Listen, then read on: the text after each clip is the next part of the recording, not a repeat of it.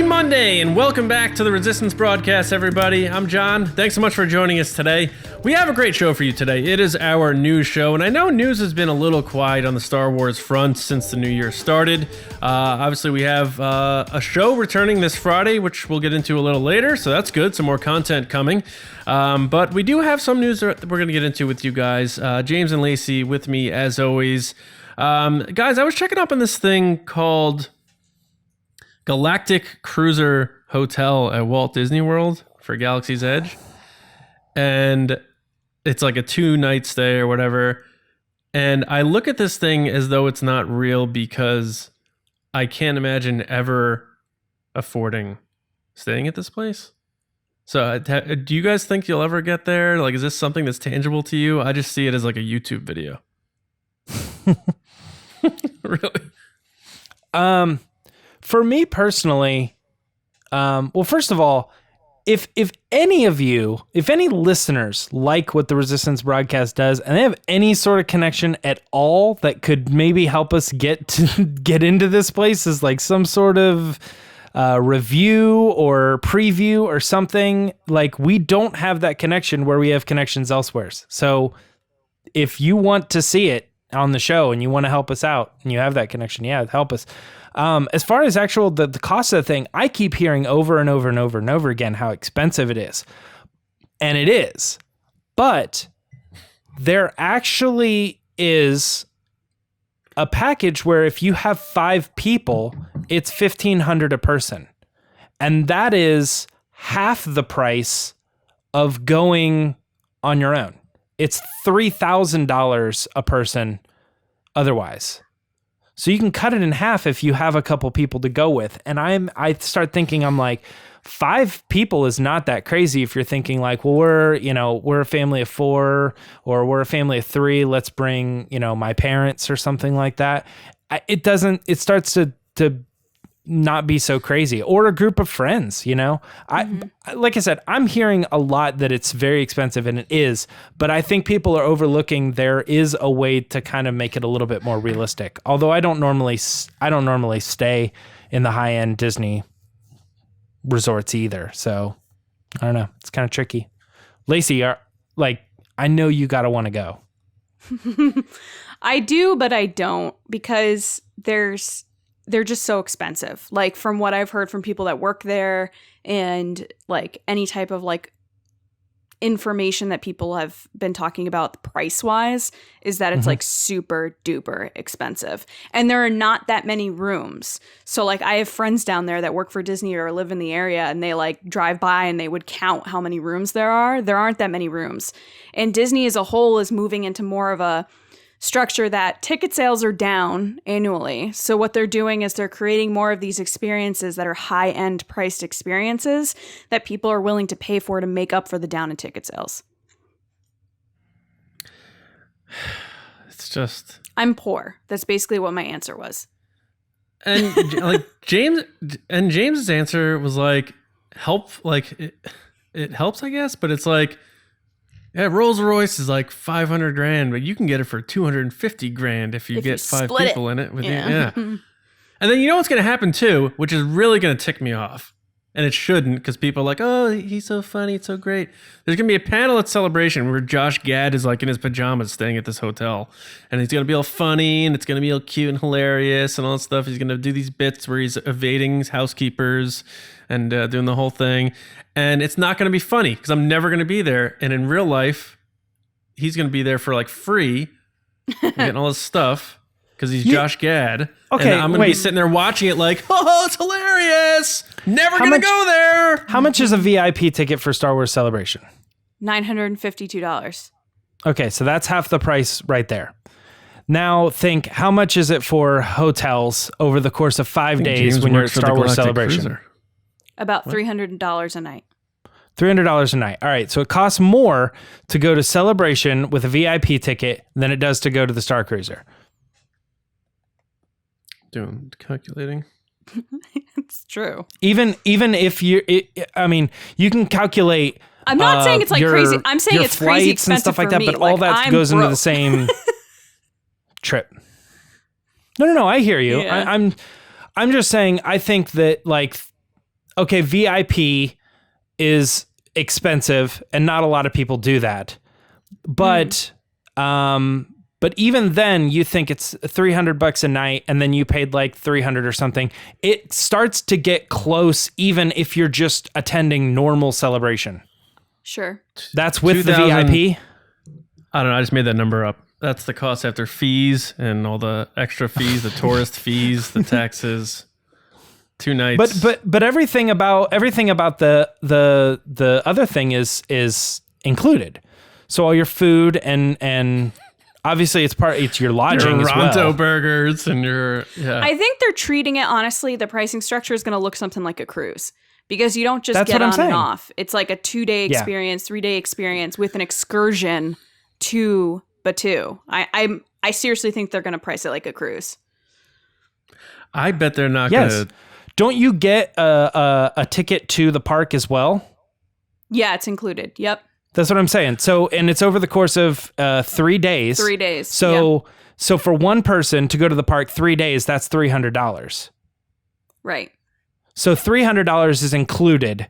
So if you're planning on going to Batu for 3 days, one, it'd be one trip to the park, I think. Yeah, it's only one. You can't just be like, I'm going to go back, go there, go back. Like go it's there, an go back. experience that you check in and you're on the ship. Yeah. Okay, that's fair. All right, I was gonna say that's $300 right off the top, so the ship itself is only $1,200. It does look like outer space, but I hear you. I hear you. So They're cool. expecting people to do their rest of their Disney vacation either first or after, and then staying in this building for 3 days straight. Yeah, and I'll admit it gets harder if you think about like, so me and Rachel have 3 friends that are going. It still means that me and Rachel are paying $3,000. But if I was, let's say, like a college student or something, just like how I would move to New York and I have to like room with people in order to pay the cost, it's the same deal. It's like as long as I have 4 friends and I'm just paying for myself, $1,500 plus a plane ticket, that's not as crazy of a vacation as I think someone, I don't know. Right. It's all about anyway, budgeting. It's all about budgeting, you know. It's all about Plus, that Ramada. It's going to be there Kissimmee, a long time. an Yeah. Uber ride from Batu. I'm just saying, if you think about it in the course of like, I will go in a couple years, that means you're probably saving like, you know, $30 a month or something. Sure. It's not that crazy, you know. Yeah. But all your friends got to be in on it. Otherwise, it is like $3,500 or something. I think it's $3,600 a ticket. I think for an individual. Good Lord. Well, yeah. James, you know who can afford that? Rian Johnson. Rian Johnson. So why don't we talk about him a little bit in Resistance Report? It's the Resistance. Okay. So we got Better segues than last week. Better segues than last week. Well, here's the thing, guys. So Rian Johnson wrote, directed The Last Jedi, and he set it up in such a way that when The Rise of Skywalker came out, it seemed to, for some people, kind of turn back his story. So then the defenders of Rian Johnson, who maybe didn't like Rise of Skywalker, want to know, what's Ryan's take on this thing? And he's been suspiciously silent for a long time. But he was asked recently at the Oscars. He was there for all of the Knives Out love. And just in general, he's a big director, right? He's going to be at that show. He was asked what he thought of the movie, as well as Kelly Marie Tran, who also had some questions about, hey, were you happy in particular with how you were utilized in the movie and stuff like that. And I'm going to let you guys take this. Actually, I'm going to start with Lacey on this one. What was your takeaway from their comments about the film? I was surprised Rian Johnson said he hated it. He said it was garbage. And right? He did not. Did I say read that. a different article? That is not accurate. MTV cut that up. Yeah. So I'm not surprised at all at both of their reactions being very positive. I don't think they were ever going to come out and be like, this movie sucks, it's the worst. Because could you imagine how Twitter would be if they actually did that? That would never happen. But I think Ryan handled it well. You know, he talked about being a fan himself and seeing how much love JJ put into the movie and how it ended up being what he as a Star Wars fan would have liked to see, and it wrapped up all these different stories. And then Kelly said something very similar in the sense of she was amazed at how many different storylines and characters got wrapped up in this last movie.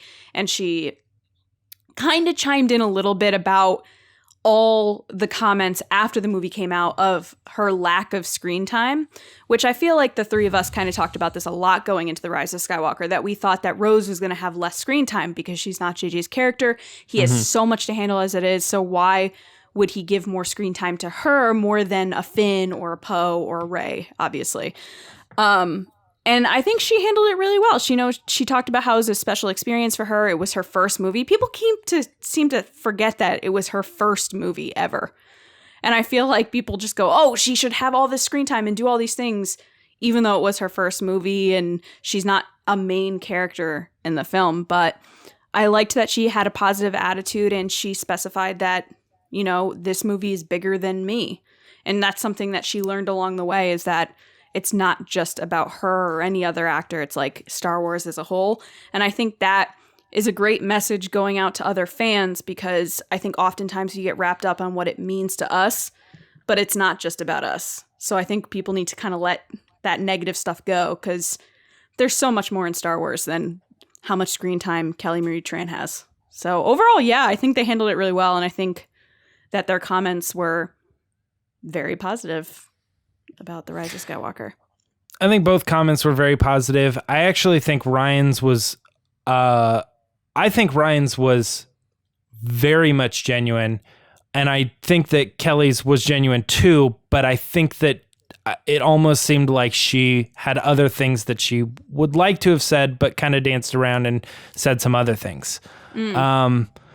I'm almost to the point too where I remember we had a big issue with this. Like, I think it was in a Patreon thing or something, or maybe it was a Will of Force, where we were talking about Rose's screen time in the upcoming movie. Do we think she'll have a significant amount, or do we think it's important that she has a significant amount? And I said, I'll let you know when I see the movie. And I've sat with it a little bit longer, and I actually am of the mindset that I think that character should have had more screen time. That being said, that's a whole other discussion. Mm-hmm. I see her quotes about it now, and I think she thinks what I think. I think she was caught off guard of how much was cut out.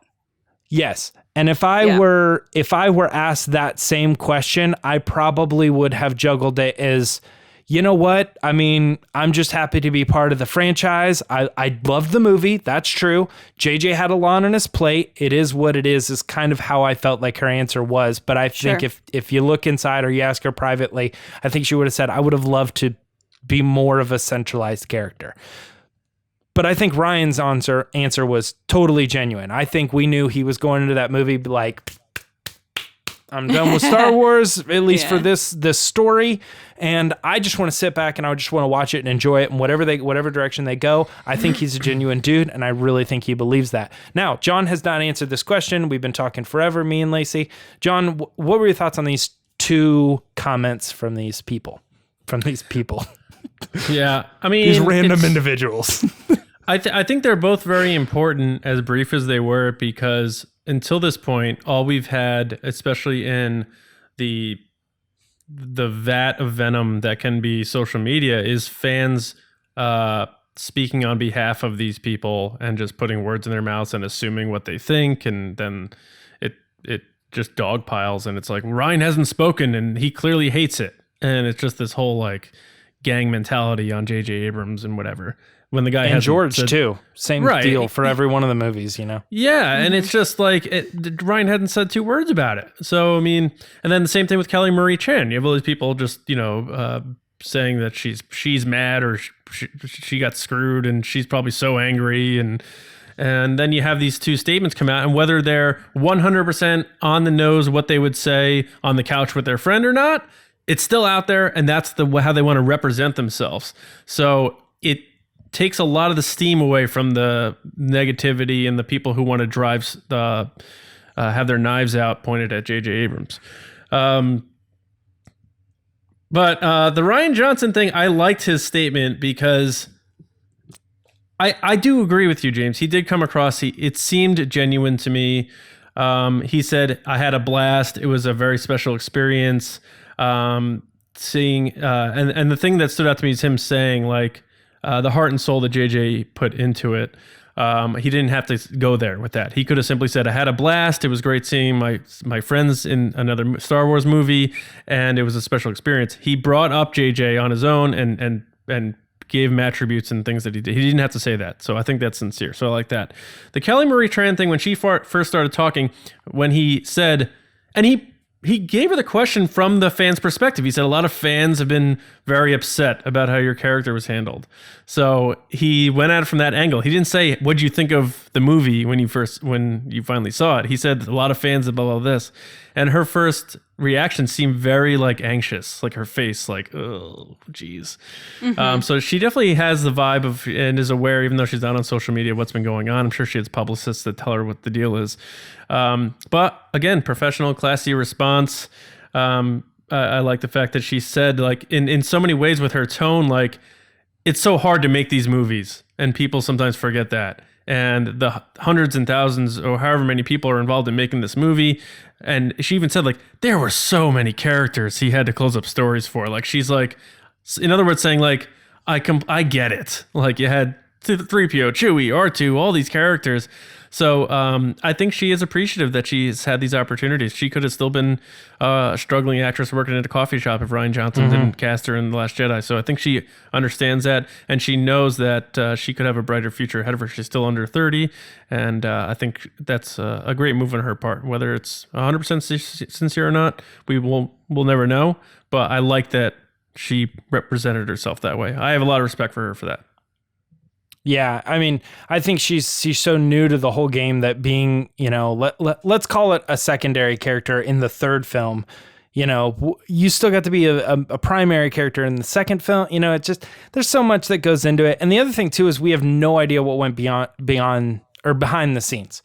Like, we don't know if her receiving the news that maybe some of her scenes were cut were a total blindside, or if it was like JJ sitting down with her saying, look, here's the situation. You know, I love everything you've done.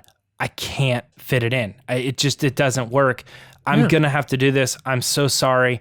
It needs to happen. You know, like, and I'm not saying that did happen. I'm saying we don't know if that did happen or if it was the complete opposite. So her relationship with JJ coming out of this, you got to think it's just generally like, okay, like it's, you can't assume it's good or bad. You just have to think it's like, it is what it is. So I just assumed that she just kind of found out how any actor finds out that, you know, hey, we're going to kill off your character in a TV show or something, you know, like, I don't know. And I just think it just is what it is. Yeah. Like, Mary and Brandon's probably like, this scene just doesn't work, JJ. Like, I can't make this work. And he's like, can you try this? You know, and she's probably like, I can't, we got to cut the scene out. You know, there's a lot of people involved, and people they look at JJ. It's just JJ.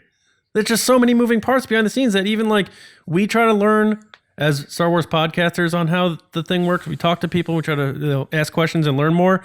And even we're still like, man, we still don't have our finger in understanding what exactly happens to make these movies happen. So people just like, it's just JJ. He was trying to knock the character out. It's just so absurd. And I'm glad that she kind of doused those flames a little bit. And like Gwendolyn Christie, like her total screen time in this trilogy is like 4.5 minutes. Like, no one's like, she got sandbagged and she was supposed to be this big thing and stuff.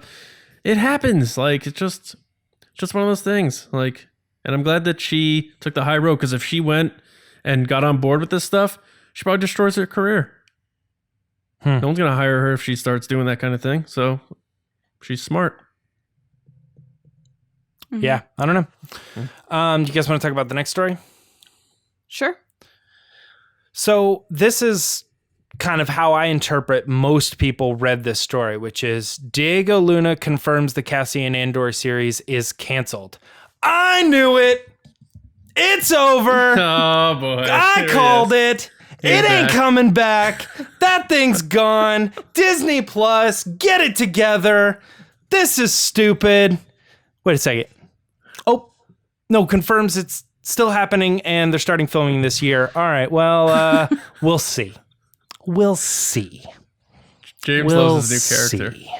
Apparently. No, yeah. This news is fine. It's nice to hear him talk about it. It's nothing we didn't know. You know, I mean, I don't know that we necessarily knew it was filming this year, but we knew it was coming sometime soon. I was excited to see Diego Luna talking about, the character and being excited for it. But I personally, for me, I still feel at the end of the day, there's not a whole lot here other than it's just more confirmation that it's happening. We're doing it. And for me personally, not me, but Diego, I'm excited about it is what he's saying. And he gives some insight into what it's going to be like telling a prequel of a prequel, so it's kind of interesting. John, I know you just talked, but I'll start back with you and then we'll head over to Lacey on this. Yeah, it's always good to get confirmation from the people involved. Kind of like when Ewan cooled down the heat about Kenobi and everyone's like, oh, all right, well, if he's chill about it, then I'm not going to listen to cinemasite.org about, Kenobi's being canceled or whatever. I made that site up. If that's a real site, I apologize. But I looked into the schedule here, and even ET said it was supposed to start filming this past fall, and we had heard that Tony Gilroy was brought back in to rewrite the pilot, I believe. So I think they may have scrapped the stories they had. Maybe they got a little taste of what people liked from Mandalorian and like, all right, this kind of storytelling works here. Let's try to regroup this thing. They probably have a core idea of what story they want to tell, but maybe the scripts weren't that good. So again, I think it's smart on Lucasfilm. You could say what you want about like, they're always, delaying things and rewriting things and firing people and stuff, but I really think that is better than just film it, let's go. I think they really do care, that they want to make sure they get it right. This is important, an important venture for them to head to TV and make these good shows, especially if there aren't going to be films for the next handful of years. They want to make sure they put out a good product so people are like, wow, Star Wars on TV works, it is good. So I think these delays are because they brought in Gilroy to rewrite some scripts, and you even catch a little bit and you connect some dots in Diego Luna's sentences. He said, I read some scripts. Like they're probably handing him new stuff like, check this out, this is what we're doing, this is what we're working with. So he's not even fully connected. He just knows that he's ready to go when they're ready to go. Stay in shape, don't gain 60 pounds sort of thing.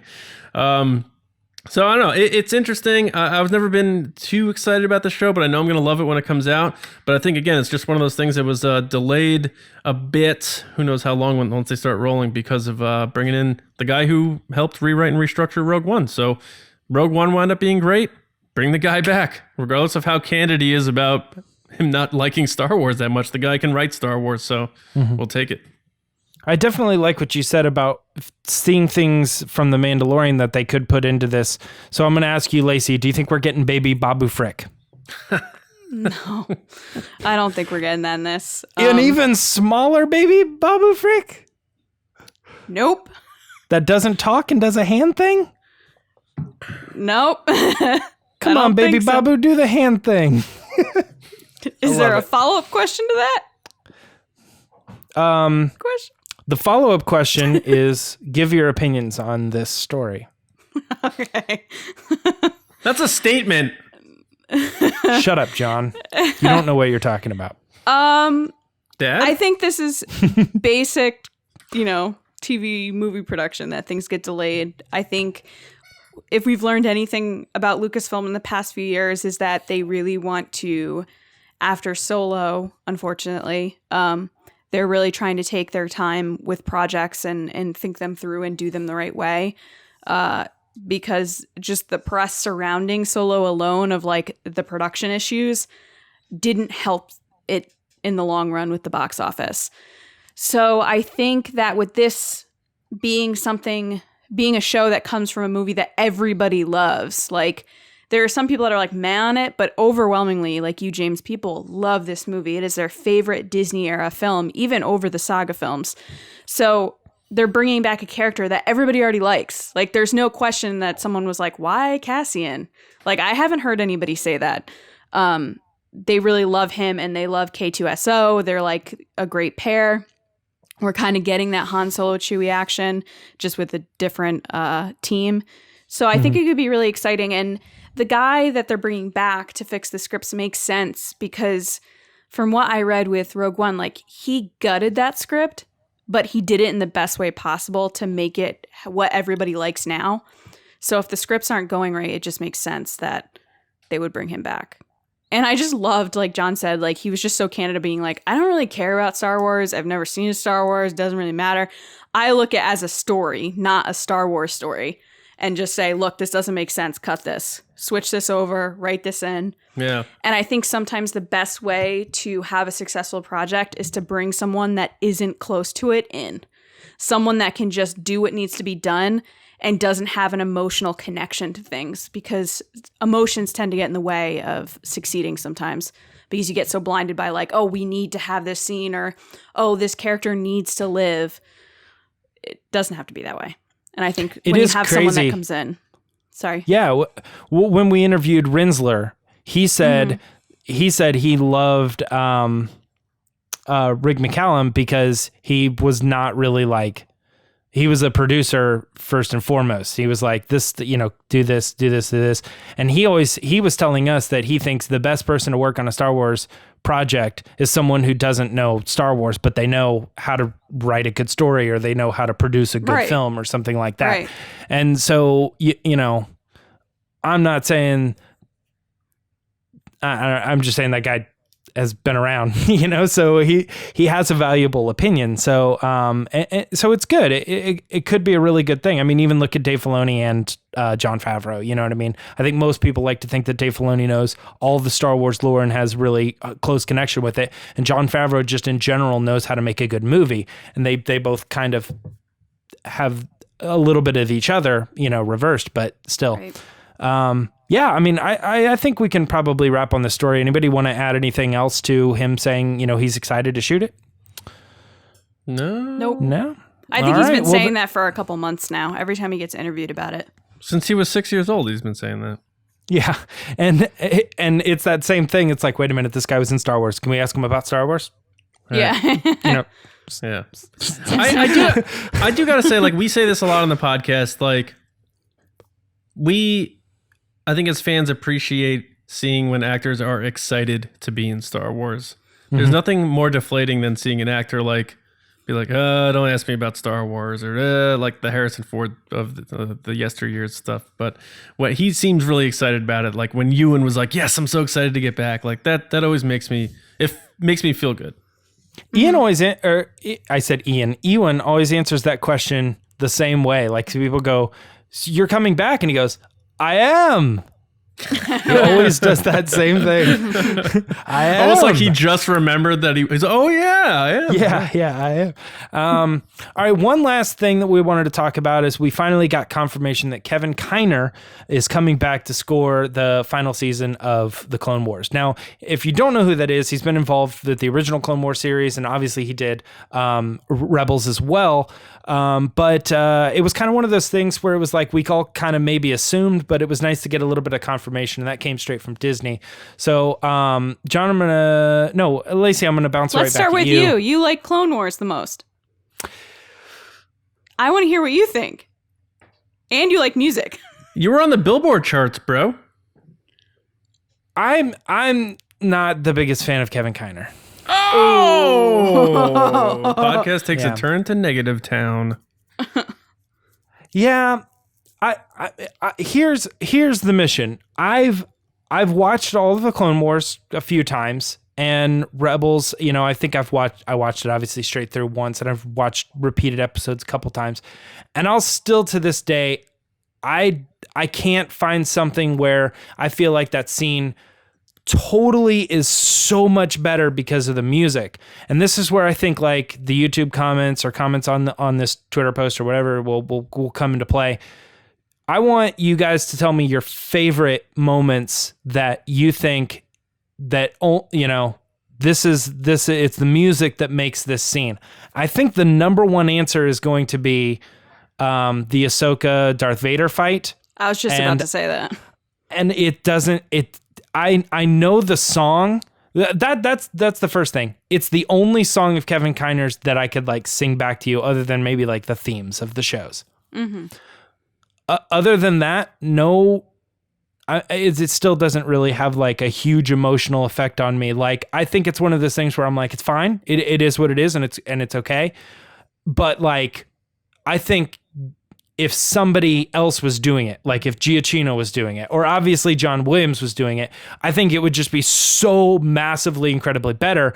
And I just look at Kevin Kiner and I go, it's good. It's good. You're good. You understand Star Wars, but it doesn't like change the show for me or anything like that. I don't listen to the soundtrack regularly. So I've said a lot. Who wants to go first on this one? Lacey, I was going to shoot to you. Do you want to talk about Kevin? Sure. I mean, I'm going to be honest. I don't have much to say about Kevin. I believe he was at the San Diego panel when they announced this. I think he was at the end of the table, and he was saying how he was hoping he'd come back. Because at first it was like a celebration of Clone Wars, and then it turned into what was coming because they didn't announce it till the end.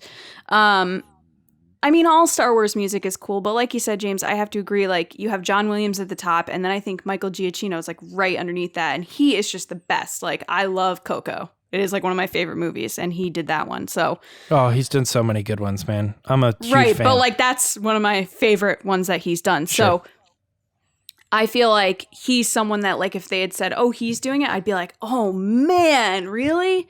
I would assume that hopefully he's doing the Cassian show because he did Rogue One. Oh, you just got me so excited! I hope he's doing Cassian. I hope he That'd be does great. because that would make sense because he did.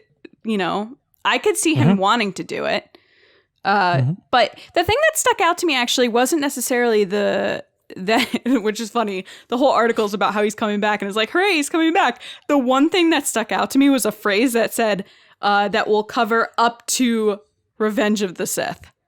Because I feel like we've had conversations about the time period of the show and if it would surpass it and we'd see Anakin become Vader and what will happen. Will there be any time jumps? This clearly states in the description that this show is up to Revenge of the Sith. So is that statement specifically from Disney, or is that just like a reporter covering the story? No, the description of the show is it will take place in the events up to Revenge of the Sith. That is an interesting find, Lacey. Hold on, let me make John, sure. are you seeing that? John, let's talk about it while Lacey tries to look that up. Yeah, I was just looking at his resume and like the other stuff he's done. He did the music for Narcos, which I know a lot of people are big fans of. Some Star Trek stuff. The Incredibles. I found it. So snappy. Da-da-da-da-da. Love it. So it says, quote, exploring the events leading up to Star Wars Revenge of the Sith. It's the last sentence, exploring the events leading up to. So I was reading through this and I was like, interesting, because it's like, we're proud to be working with series veteran Kevin Kiner as blah, blah, blah, blah, blah. And then I was like, interesting. And then at the end I was like, oh, so I guess we're never seeing Vader. Like, we're not seeing him after he turns, because it's up to. In a weird way, I still think that the statement could just be a bland, blanket statement. Come on, we know what's happening here. We're watching everything that leads up to Revenge of the Sith. All of this takes place before. Doesn't mean that the last few episodes. Events, but you're right. To.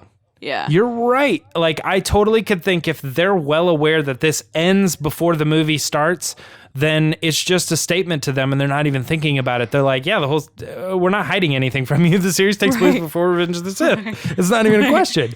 Whereas we've been like, what does it mean? No, I know. Yeah. So I don't know, man, that definitely trips me up a little bit on no will of the Force questions about if I think it will lead up to anymore. Cause I don't know. Yeah. I don't know either. Sometimes they botch those like press release content though, and they're like, well, Death Troopers were definitely in The Last Jedi. I remember. I mean, like sometimes like they'll put out a press release and they'll be like, oh man, who wrote that? Like, and then Matt Martin will have to be like, oh well, they mean general timeline. Like, it could be everything around Revenge of this, Yeah. So who knows about that? I should message Matt and be like, Matt, per your press release, it says. Yeah. I'll be like, Lacey, please don't do this. Yeah. Please don't go this way. the mundane questions he gets asked is just like crazy. I laughed the other day when he tweeted, he was like, he sees all these like no follower accounts asking him the same questions over and over and over again. And I just gave him the gif of Dwight with all the different outfits on from The Office. Yeah. I don't know. I mean, I like you say, James, you know, I haven't even watched this stuff as much as you. I think once full through with Clone Wars, Rebels, same thing. I couldn't say, oh, I remember Yoda's theme or Han and Leia's theme. There's nothing that pops out at me. But I guess he does it, you know, enough where it feels like Star Wars and it flows, and it maybe there's a certain different type of style in terms of how you compose an animated show versus a live action or a movie. I'm sure composers would tell you that. I know when we had Ryan Shore on, he wasn't even that big of a Star Wars fan. We that's the vibe we got when we asked him stuff. He was kind of very stock answers. Who's your favorite Yoda character? He's like, or Star Wars character. He's like, Yoda. You know, of all the Yoda characters, is Yoda? Yoda's well, there's two now. favorite. Yeah, Yoda and Baby Yoda. There's three. I wouldn't be. Oh yeah, Yaddle. I wouldn't be shocked if Kevin Kiner wasn't that big of a Star Wars fan, maybe, and he just got a good gig and he wanted to keep it going. So I don't know. It's interesting. I guess, you know, continuity. How about that? Maybe that's the best reason why he's coming back. Keep it fluid, keep it going. Sure. And that's good enough for me. Yeah, good or bad, I would want him to return because he's the voice of the show. Yeah. You You don't want like So- Randy Newman coming in like, you got a friend in me. Obi-Wan and Anakin just like hugging.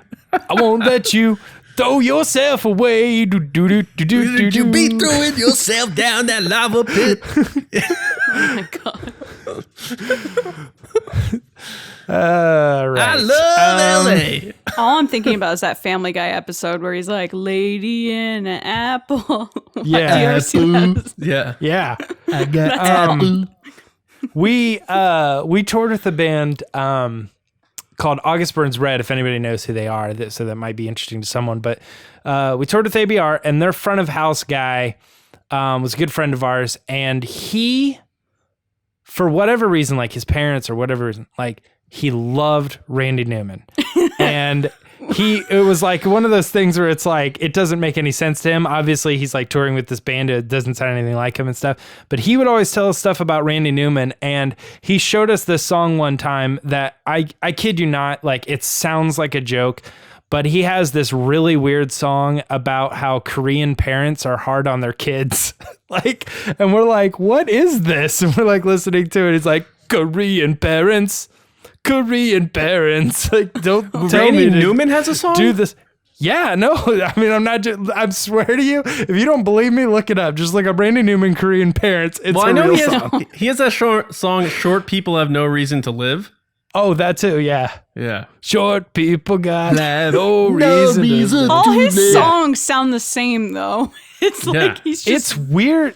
Yeah, he definitely has his own style, but Yeah. it's weird because he definitely has a more pleasant style than I wouldn't normally listen to him, but I would listen to his Toy Story stuff because I think he does something that's a little more like open friendly with that stuff. Oh, well, he did the score for Marriage Story, which was nominated for an Oscar, and that was pretty good. And it didn't sound like his birthday, go to the birthday. Poor Adam, loving Scarlett. Getting divorced. Adam Driver is punching a wall today. Yeah. Get down on your hands and knees. Say you're sorry. I wish you would get a terminal disease.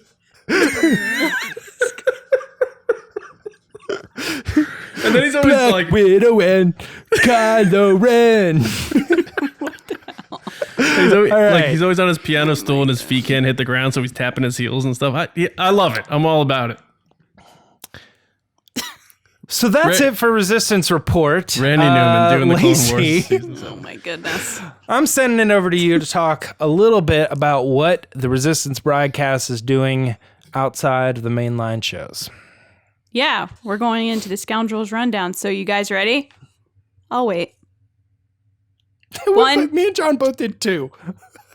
1, 2, 3. Punch it! Punch it.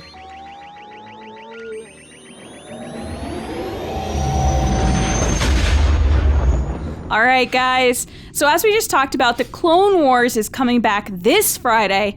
If you feel overwhelmed on trying to do a rewatch like I do, or catch up on the story like I should have, heading into season 7, head to StarWarsNewsNet.com and find, and this is the exact article title, Star Wars Clone Wars series recap and what to watch before the show's final season.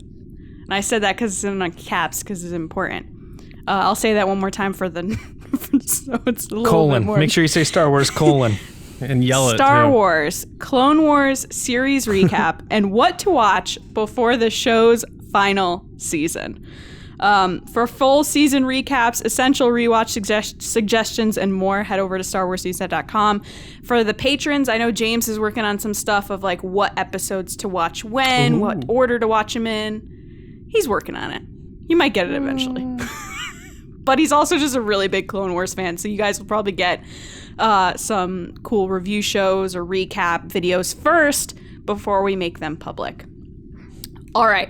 So a reminder for the people that are slacking, we're running a giveaway contest called #RateTheResistance for Apple Podcast users. One winner will win a t-shirt from our store of your choice, and all you have to do to enter is the following things. 1, rate us on Apple Podcasts.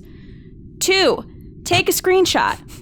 3, tweet that screenshot to us at RBATSWNN using #RateTheResistance. It helps us and it enters you to win, and you can enter through the end of this month, and we'll select a winner on March 1st.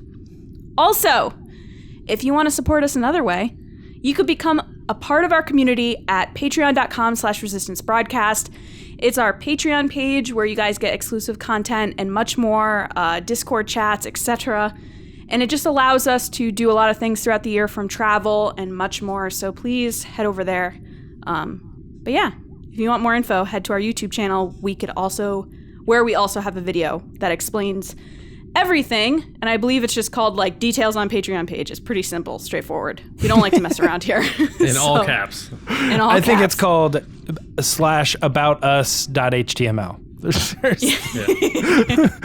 It's pretty straightforward. So you can see that there. But yeah, until next time, Chewie, get us out of here. All right, guys. It is time for Ask the Resistance. I've been wondering, what are midichlorians? So this is where we hear from you guys, and you contribute to the fun and the content of the show. You toss us your questions, and you can do that if you haven't yet. If you've been thinking about it, tweet at us at RBATSWNN. If you're not on Twitter, it's a wonderful place, like gumdrops and candy slides of positivity and wonder. Get an account and follow us at RBATSWNN. You can tweet us your questions using #AskTheResistance, or I usually put out a tweet asking for questions. I often show the GIF of Felicity Jones beating up Jimmy Fallon. If you're shy, you can email us your questions at resistancebroadcast@gmail.com. And there's other ways too. Our personal accounts, we'll figure it out. And of course, if you're a patron, shoot us a direct message. You'll get the super highway right to the show. So first question, we're going to go to Lacey, change things up and start with Lacey this week. We do that every week. This is from Cam Ray at Cam Ray. Way to get your handle, Cam. That's what I'm talking about. And Cam asked, Lacey, you ready? Yep. Okay. Hi, Cam. Cam asked, with the emergence of technology to recreate and manipulate human voices based on small audio samples of the original voice, I guess he's talking about the program Adobe Voco. Mm-hmm. What are your thoughts on future Star Wars projects featuring the voices of deceased actors, or even actors who are still alive who may have retired? For example, like a James Earl Jones as Vader, or is this a slippery slope? I don't think it's a slippery slope. I think you have to look at other projects like, I know we don't, well, John doesn't like us to do this, but with Marvel in particular, Stan Lee passed away several years ago, unfortunately. And the rumor around is that he shot a bunch of scenes that can be used in future Marvel movies, so that he's always having cameos. So going back to what here, I think what they did with Leia was beautiful in The Rise of Skywalker. I think they handled it with grace And they did it in a way that showed tribute, but also let her play a big role in the story. And I think something that we all need to remember is that some of these characters, like Darth Vader, are bigger than the actor themselves. Like Kylo Ren is bigger than Adam Driver. And with the technology we have, like you said, and not only that, voice actors, you don't need to have the person there to do more lines and to do more scenes. Especially characters like a Chewie or C-3PO or, any character that's in a costume. You don't need the person. I think your slippery slope might be the CGI, like Leia in Rogue One. Like, how do you handle that kind of thing? Or Tarkin? Because then it gets to the point, like, are you just going to keep bringing back people that are no longer with us? It just seems a little bit morbid. But I think if it's something like a character in a mask, it's a little different because you're not seeing the actual actor. And people do it all the time. From video games to audiobooks to movies, it's no different. It's always a different person. So I think it's just a balance of what's right and what's wrong. But most of the time, I don't think it really matters. Interesting. Good answer. I didn't know that they could really, unless like they did with the C-3PO like Waze app, you can just kind of simulate his voice. So what they do with the Waze app is they have a huge document of words, and you just read the words out, and then a program will piece them together. So you can actually do your own Waze app. Fun fact. If you go into Waze and you record it yourself, the voice can be your own voice. Mm-hmm. Wow. Or your significant other, your son, whatever, daughter, grandma. Mm-hmm. So, they don't need the person anymore. Wow. Very interesting. The future is terrifying. Am I even really on this podcast right now? The audio listeners are wondering if it's really our voices or not. It could be a bot. It's me. It's me. All right. Me. Thank you, Lacey. And thank you, Cam. All right, James, you ready? This one is from Daver Mondum at D Mondum. So close. What do you make of the Mortis arc now that the Skywalker saga is complete? Has the sequel trilogy changed your interpretation of it in any way? For me personally, it has not. What is interesting though, and I know we're not going to talk too heavily about it, but the Duel of Fates script that leaked or whatever I think that had that been episode 9, I think a lot of things would have changed, and I think it would have became a bigger conversation over what that is in those particular episodes of Clone Wars. I actually had recently considered, this is a little off the question a little bit, but I had considered like a March Madness style, like what is your favorite arc of Clone Wars? And I just assumed that the ultimate winner of this would probably be the Mortis arc. I think it would be like the number one like thing that people remember and enjoy and really liked about the Clone Wars as a like 2 or 3 episode piece segment. Now I could be wrong about that. I don't know what the opinions are, but I think most people appreciate it. How that story has found its way into other speculation about almost every piece of Star Wars, more Clone Wars stuff, the movies, the comics, Rebels. It just, for some reason, those particular 3 episodes have found their way coming into people wanting it to somehow connect to so many other things. But what's funny is I don't really see that it connected at all with 7, 8, and 9 specifically. Not that it should have, but I think now that the sequel trilogy is done, how have my opinions changed on the Mortis arc? I don't think they have. I think it still is its thing, and it just, those particular movies didn't affect it for me personally. All right. Thank you, James. Good answer. Davor, I hope I'm pronouncing that right. Let us know in the comments or hit us up on Twitter again and let us know what your take was on that question too. Because oftentimes when people ask questions, they have their takes on it. It sounds like he thinks there's been a change, sort of. Yeah. Well, there was a couple of weeks ago where we gave you a question on Ask the Resistance, James, and they sort of answered it right there in the question, and you just read their question, and that was it. I All got right. called sassy for that, I think. Did you? Huh. I love when people describe you as sassy, James. That's rare when you get called. Well, Lacey one time off camera said she loved when you were sassy on one of the videos. So there you go. Maybe a little more sass out of James Baney. Who knows? I just find it so funny because you'll just be sitting there and you'll be like, no, I disagree. And I'm like, oh, he's getting sassy today. That wasn't good. I politely think that wasn't very good. Yeah, it's always like super nice. Whereas I'm like, no, you're wrong. Could you guys stop talking and let's move on to the next question, please? Shut up, James. Thank you. All right, Excuse this next me, one fine fellows. is from Matt Skywalker at MIB 1188. I'll grab this one. So Matt asks, Disney decides that only one of these formats will have Star Wars content in the future, TV or films. Which one would you choose? I'm still going to say films if I had to choose one or the other, as great as like The Mandalorian is. I still feel at its heart of hearts, Star Wars is a movie franchise. I know George Lucas originally toyed with the idea of it being a serialized thing, and I get that, trust me. But it became what it is and exploded out of cinema. And I always feel like Star Wars at its root, at its core, when you think about when you first got into it, it's that experience, that event, going to the theater. It's more than just seeing any movie. It's an experience. You meet other fans. You see the cosplayers. It's almost like how Star Wars Celebration celebrates that idea of being at the movies and seeing a Star Wars movie for the first time. I really feel like Star Wars belongs in the theaters.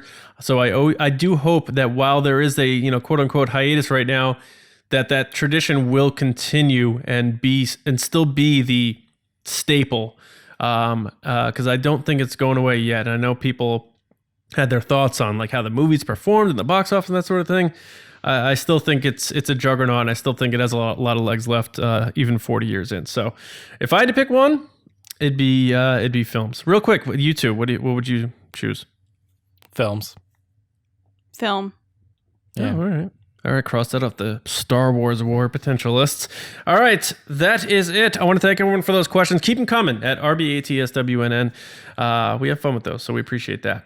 That brings us towards the end of the show here. I want to thank everyone for watching and listening and being a part of the Resistance. If you haven't yet, as Lacey said before, rate us on the Apple Podcast and submit that hashtag Rate the Resistance.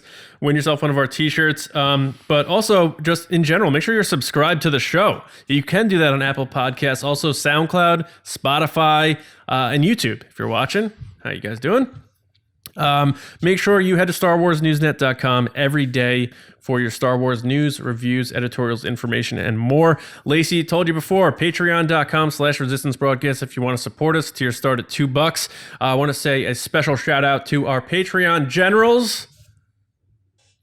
We got Mello, Andrew Staley, Neil Lowry, Jeremy Myers, who you'll see on the Patreon pod race on Thursday, Neil Shaw, and here come the Beard Brothers, David Probus and John Reese, Seth Kime, Micah Harrison, Tampa Movie Guy, Gary, Michael Gaines, and Val Trichkoff. Generals, thank you so much for all your support. Honestly, Lacey couldn't have said it better. Your support does so much for us.